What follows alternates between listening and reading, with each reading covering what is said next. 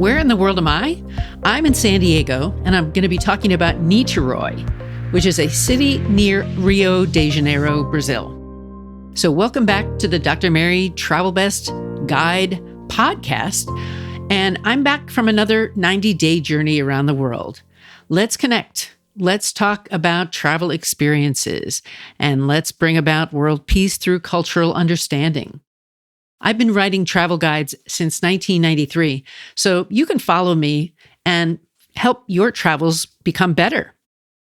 The episode has an FAQ about how to get started with travel, about step 1, and then we're going to talk about Niteroi near Rio, Brazil. We'll also cover my missteps, which was trying to get an Uber without service in Brazil.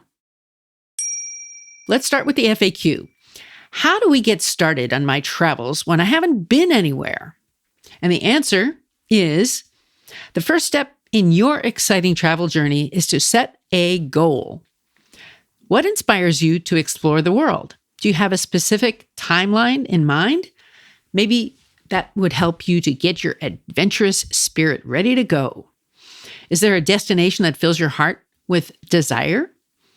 Perhaps you're waiting for the perfect companion to join you on your travels. These are all meaningful questions that resonate deeply. And we can get creative. So grab a piece of paper and some colorful crayons and start drawing your travel dreams. Imagine yourself soaring high in the sky on an airplane, sailing on a beautiful boat, or riding a scenic train to a picturesque destination. If you can visualize the globe and focus on that one special place you want to visit, think of the journey to get there and back home.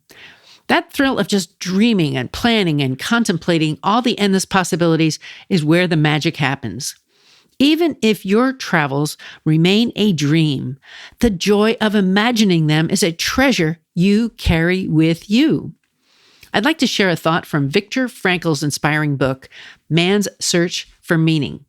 He penned his reflections during a harrowing time in his life, reminding us of the power of our memories and imagination. I encourage you to relish this time and first, travel in your mind. Dream boldly, for it's the first step toward making those dreams real. And now, the confidence challenge in Niteroi.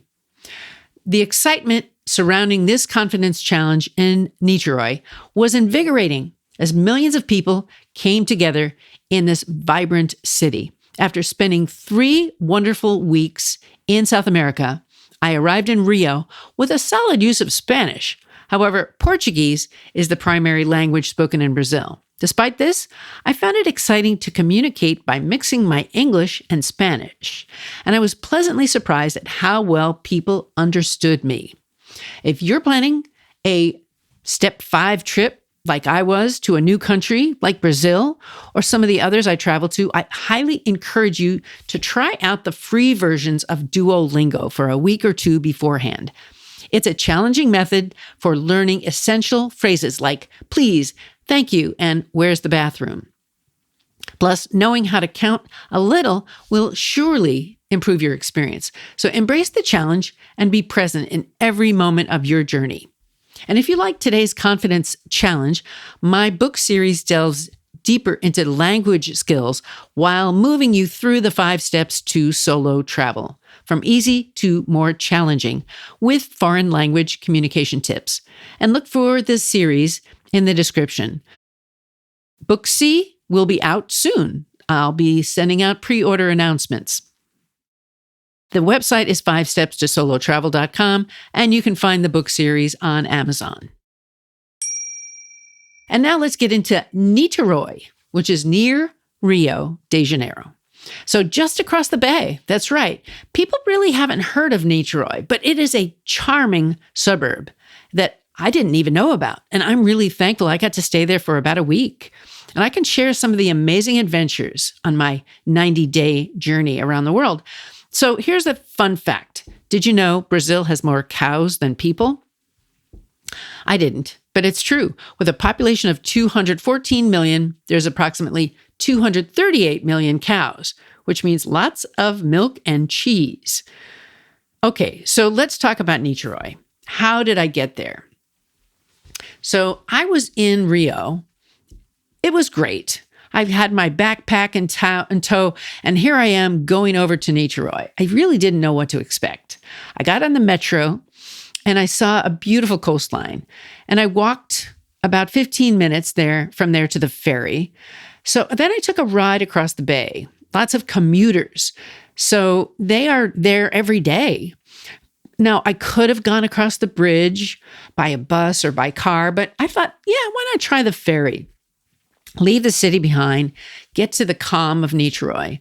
And once I arrived at the dock, I couldn't get Wi-Fi. So I'll talk about that later in the second of my mistakes. So an incredible adventure. Livia, my host, she helped me arrange for the Uber remotely.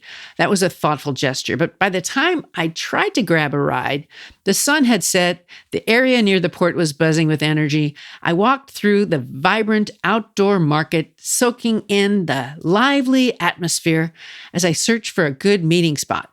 And then I stumbled upon a taxi stand and a newspaper kiosk where I chatted with the friendly locals about how to navigate my Uber pickup. So thanks to Livia's excellent instructions, the driver found me swiftly and off I went. So the ride in the Uber took us down some unpaved and bumpy roads. I was filled with excitement. And when I finally arrived at Livia's home, it was dark, and I had a moment of uncertainty about whether I was in the right place. But as soon as Livia's family welcomed me with open arms, I knew exactly where I belonged for the next week. I was shown a comfortable room with its own bathroom, and I quickly became acquainted with the family's adorable pets and loved ones. I felt an overwhelming sense of warmth and happiness. And the next morning, I woke to clear skies and breathtaking views of Rio de Janeiro right from my window. So I'm going to tell you more about the hosts. So Livia's mom was delightful, and her dad speaks 6 languages, and they even had a charming cat named Poseidon. Livia has interesting aspirations. She's exploring international relations and climate change, studying law, and even aiming to take a UK diplomat exam. What a challenging and rewarding path. And I'm staying in this house nestled in the jungle, newly built, and offers a stunning view of the trees and the city of Rio. It's just across the bay. As I pictured it, the host family had a wonderful history. They lived on a ship for 8 years. That must have been amazing. And last night, I was watching this show called Sirens on Netflix. I actually found it hard to fall asleep, so I paid for it the next morning. I woke up about 7 a.m. hearing the sound of radio playing in Portuguese. So I think I'm going to need to practice my Duolingo, I said to myself. So Livia and her dad and their dog Flucky, they went to the beach, and I went with them, and I had some refreshing coconut water and a delicious meal. I also discovered a hidden gem surfing spot that most locals don't know about. And then I even helped them later on with creating a mini garden. That's right. I cleared rocks and debris, planted 7 lovely plants, and then I created a decorative circle of white stones. I watered it every day and night while I was there. I had the pleasure of attending a vibrant local foro party. Foro is spelled Forro with apostrophe. It's full of lively music, joyful dancing, and lots of salsa. So the delicious food with corn dishes from the Northeast was very, very wonderful. Tasty mandioca root, vegetables, and yuta yaka. So everybody wore plaid for this energetic dance celebration. It was a fantastic experience. I loved it. And then the next day, I went to Itipu Beach. Almost by myself. I encountered some delightful birds and a handful of other adventurous solo travelers. It was tranquil. It was perfect. It was relaxing. The cool breeze and shimmering water added to the charm. And then I basically walked about a mile from my Uber drop-off. I met this gal named Samara. She was from a place called Mato Grosso in Brazil, and she worked in refrigeration. She was into chickens. We talked about lunch. We talked about a business book she was reading, an American business leader, Jack Welch. And so she inspired me. Her husband, Andre, he shared his hotspot so I could get the Uber back. Now, here was what my experience was in the Uber. The car broke down. That's right. It just stopped. The driver jumped into action, showing impressive skills by getting under the vehicle to fix it right there on the roadside.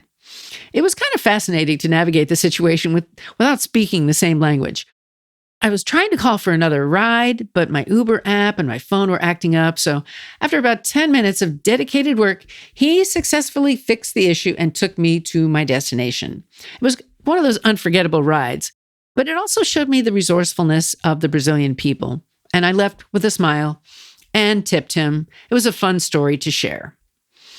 Now, another night, we went out for dinner at an all-you-can-eat restaurant in Niteroi. It was amazing. The quality and the service were exceptional. And what I did was I treated my hosts. It was rodizio meat buffet. It was a real treat. The flavors were unique. It was amazing. Couldn't wait to try everything from the cupim meat to fresh pineapple juice with mint, crispy fried bananas, guarana, and farofo made from manioc. Like all these things I've never tried before. It was memorable and full of surprises. So your trip to Niteroi might be different from mine, but I'll never forget how I felt cared for by these hosts and was so relaxed for a few days. So the day I had to leave, I got the Uber to leave Niteroi and went to the ferry driver with Katia. Now, she was the first woman driver that I had had all month. She was really nice. So when I got to Rio, I then grabbed a taxi, and because it was raining, I'm really glad I did because I stayed dry. Now, here's my misstep. I couldn't get the Uber because I had bad settings. I didn't have service. So here's what happened. I had this bad experience on the Friday night in a lot of crowds. I knew that my Wi-Fi was turned off, so I went to McDonald's. I knew that they had Wi-Fi. So I ordered my ride, but then I had to run across the street, which was about 8 lanes long. It was really busy. Heavy traffic made it challenging for the Uber driver to pick me up. So he left. So then I walked a few more blocks in search of better reception, but that didn't pan out either. So it was a tough time. So my lesson here was to fix your settings before you need an Uber. Make sure you have service. Now, checking my phone's settings regularly is my tip. If you find yourself in a similar situation, don't forget to check your phone settings first.